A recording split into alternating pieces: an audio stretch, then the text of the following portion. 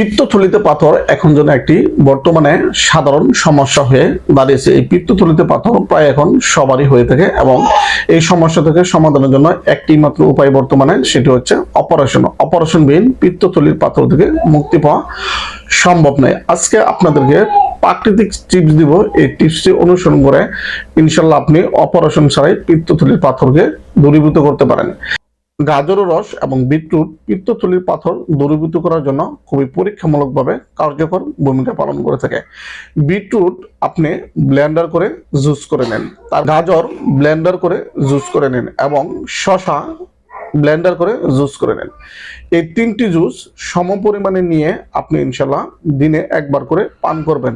অর্থাৎ আপনি বিটরুট, গাজর এবং শসার জুস আলাদা আলাদাভাবে তৈরি করে প্রতিদিনই সম পরিমাণ করে নিয়ে দিনে একবার করে পান করবেন। ইনশাল্লাহ আপনি যদি একটানা ইনশাল্লাহ 21 দিন পর্যন্ত সম পরিমাণ করে বিটরুটের জুস এবং গাজরের জুস, শসার জুস ইনশাল্লাহ খেতে পারেন, আপনার পাথর ইনশাল্লাহ ধীরে ধীরে গলে এটা ইনশাল্লাহ প্রস্রাবের রাস্তায় ইনশাল্লাহ বের হয়ে যাবে। অত্যন্ত পরীক্ষিত এই তিনটি প্রাকৃতিক টিপস অনেকের উপর এই ইনশাল্লাহ এই পরীক্ষাটি চালিয়ে দেখা গেছে যে বিটরুট, গাজর রস, শসার রস খাওয়ার ফলে তাদের পাথরগুলো আস্তে আস্তে ধীরে ধীরে নরম হয়ে গলে প্রস্রাবের সাথে ইনশাল্লাহ বের হয়ে গেছে এবং এই পিত্তথলির পাথরের সমস্যা থেকে ইনশাল্লাহ মুক্তি পেয়েছেন। অত্যন্ত পরীক্ষিত।